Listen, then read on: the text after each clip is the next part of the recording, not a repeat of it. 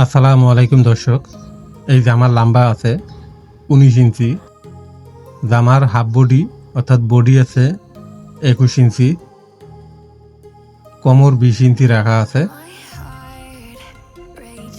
জামার যে half body অর্থাৎ হাফ বডি যে লম্বা এখানে 8 ইঞ্চি, সামনের যে গলা এই গলা আছে 3 ইঞ্চি 2 সুতা, আর গলা ছড়ানো আছে 3 ইঞ্চি 2 সুতা।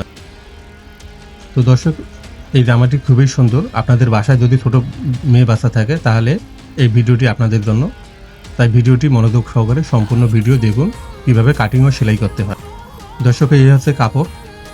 এই কাপড় দিয়ে কিভাবে কাটিং করব আপনারা ধৈর্য সহকারে দেখুন।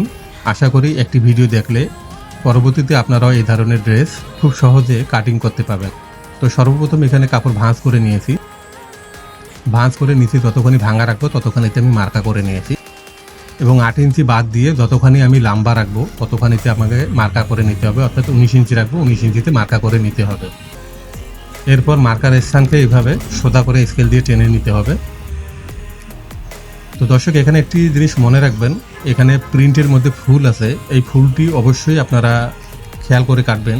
যখন আপনারা কাপড় কাটিং করবেন অবশ্যই গাছ বা ফুল এগুলো যদি থাকে উপর দিকে করে রাখবেন। তো দর্শক, এখানে আমি এক পার্ট কেটে নিয়েছি। তো সেমভাবে আমাকে আরেকটি পার্ট কেটে নিতে হবে, অর্থাৎ ডাবল পার্ট। তো এখানে আমি ঘেরের যে পার্ট, দুটি পার্ট আমি কেটে নিয়েছি। এখন আমাকে হাফ বডি কাটিং করে নিতে হবে। হাফ বডি কাটিং করার সর্বপ্রথম স্কেল দিয়ে মার্জিন করে নিতে হবে। এই মার্জিন করার পর যতখানি আমি হাফ বডির লম্বা রাখবো ঠিক ততখানিতে আমি মার্কা করে নিব। মার্কা করে নেওয়ার পর এখানে 4.2 সুতাতে আমি মার্কা করে নেব। তো মার্কা হয়ে গেলে এভাবে সোজা করে স্কেল দিয়ে টেনে নিতে হবে। টেনে নেওয়ার পর যতখানি আমি পুট অর্থাৎ ফোল্ডার রাখবো, এখানে আমি 7 ইঞ্চিতে আমি রাখবো ফোল্ডার, আর 1.5 ইঞ্চিতে আমি গলা ছড়ানোর মাপটা রাখবো। বডি রাখবো 21 ইঞ্চি, 21 ইঞ্চি 4 ভাগ করলে 5.2 সুতা হয়। সেমভাবে কোমর রাখবো 20 ইঞ্চি, 5 ইঞ্চিতে আমি মার্কা করে নেব। তো এরপর মার্কার স্থানকে এইভাবে সোজা করে টেনে নিতে হবে।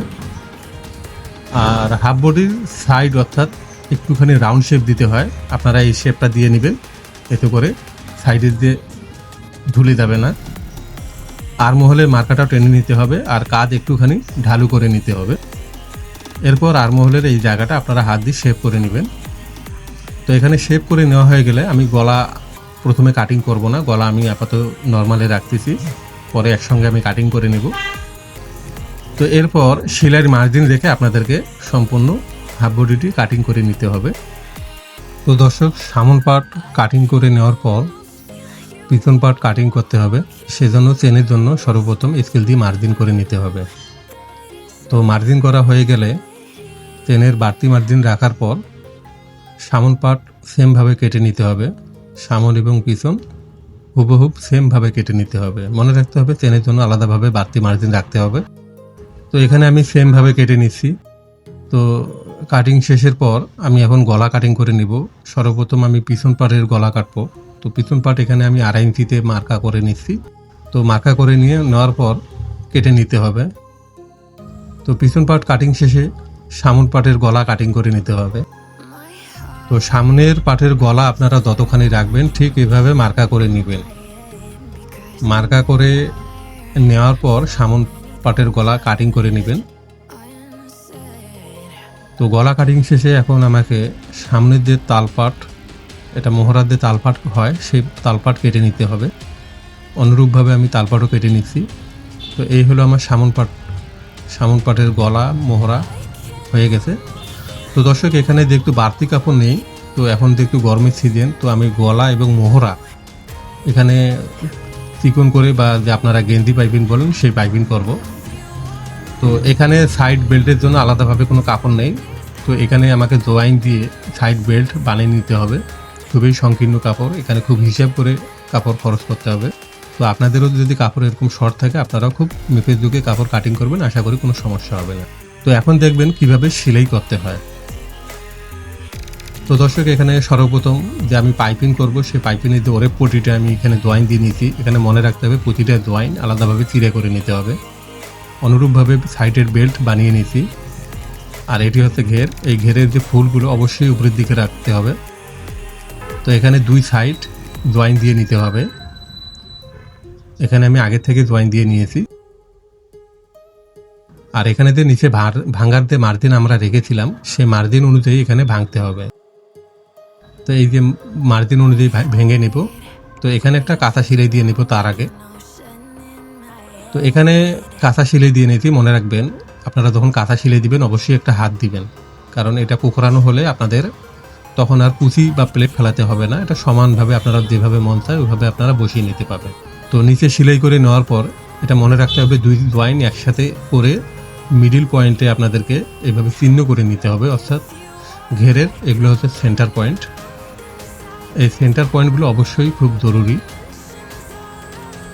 তো এখানে আমি সেন্টার পয়েন্ট করে নিয়েছি দুই সাইডে, আর দুই সাইডে জয়েন্ট।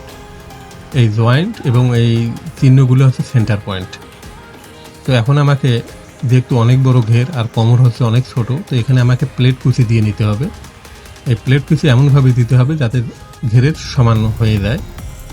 তো এখানে আমি কুচি দিয়ে নিয়েছি, আমার ঘের কমপ্লিট। এখন আমাকে হাফ বডি বানাতে হবে।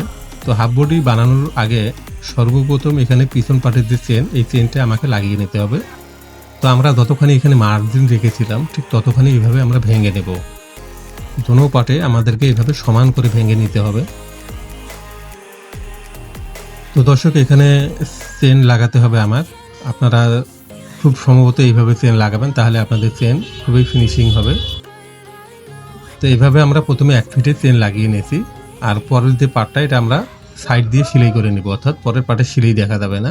তো এখানে আমি চেন লাগিয়ে নিয়েছি। এই চেন লাগানো খুবই একটা অসাধারণ ফিনিশিং। আপনারা যদি এভাবে লাগিয়ে দেখেন তা আপনারা নিজেরাই বুঝতে পারবেন। তো এরপর আমাকে সামন এবং পিছন পার্টের কাঁধ জয়েন দিয়ে নিতে হবে। এই জয়েন দিয়ে নেওয়া হয়ে গেলে অবশ্যই জয়েন্টগুলো পিছনের দিকে ফেলে উপর দিয়ে একটা চাপ সেলাই দিয়ে নেব। তো দর্শক এখানে আমি কাঁধ জয়েন দিয়ে নিয়েছি, জয়েন দিয়ে নিয়ে একটা চাপ সেলাই দিয়ে নিয়েছি। এখন আমাকে যেটা করতে হবে যে আমরা যে আগে থেকে যে পট্টিটা জয়েন দিয়ে রেখেছিলাম সেই পট্টিটা, অর্থাৎ এই পট্টিটা কিন্তু টানলে বাড়ে, ভাবে কাটানো, এটা অবশ্যই আপনাদেরকে টেনে লাগাতে হবে। আমিও এখানে টেনে লাগাবো, তা না হলে এখানে বসবে না। দোনোটা মোহরা এভাবে সেমভাবে ভিতর দিক থেকে সেলাই দিয়ে নেব। তো ভিতর দিক থেকে সেলাই দিয়ে নেওয়ার পর এখানে যতখানি আমি চিকন বা মোটা রাখবো ঠিক ততখানিতে এভাবে ভেঙে নেব। ভেঙে নেওয়ার পর পুরো মোহরাটা এইভাবে একটা মাপে সেলাই করে নিয়ে দেব। তো দর্শক এখানে দোনোটা মোহরা আমি সেলাই করে নিয়েছি। আশা করি খুব সুন্দর হয়েছে। যেভাবে মোহরার পট্টি আমি লাগিয়ে নিয়েছি সেমভাবে আমাকে গলার পট্টিটাও এভাবে করে নিতে হবে। তো আমি গলা পাইপিংও করে নিয়েছি, আমার হাফ বডি প্রায় রেডি। এখন আমাকে যেটা করতে হবে সাইড জয়েন দিতে হবে। তো দর্শক এই যে সাইডের যে বেল্ট, এই বেল্টগুলো সাইড জয়েনের সময় আমরা অবশ্যই এখানে আটকিয়ে নেব। তো এখানে আমি জয়েন দিয়ে নিয়েছি আর সামন পাটের যে একটু মার্কাও করে নিয়েছি। আর যে একটু হাতা ছাড়া এখানে আপনারা ভেঙে একটুখানি আটকিয়ে দিবেন রেডিমেডের মতো করে, তাহলে সাইডটা নির্দিষ্ট কোনো জায়গায় আটকিয়ে থাকবে। তো দর্শক এখানে সাইড জয়েন দিয়ে নেওয়ার পর এখন আমাকে এখানে ঘের আটকিয়ে নিতে হবে। তো এখানে যে মার্কা পয়েন্টগুলো আপনারা দেখতে পাচ্ছেন, এই মার্কা পয়েন্ট হচ্ছে এগুলো হচ্ছে সেন্টার পয়েন্ট। সামন পাটের সাথে আর একটা আছে চেনের যে চিহ্ন, সেই চিহ্নের সাথে এটা সেন্টার পয়েন্ট। আর দুই সাইডের জয়েনের সাথে সেন্টার পয়েন্ট। এগুলো মেজারমেন্ট করলে আপনাদের ঘেরের কোনো ধরনের কম বেশি হবে না। তো দর্শক আশা করি ভিডিওটি ভালো লেগেছে। ভিডিওটি ভালো লেগে থাকলে লাইক করবেন, আর এই ধরনের নতুন নতুন ভিডিও পেতে আমার চ্যানেলটিকে সাবস্ক্রাইব করবেন। আজকে এই পর্যন্তই, দেখা হবে সামনের অন্য কোনো ভিডিওতে। আল্লাহ হাফেজ।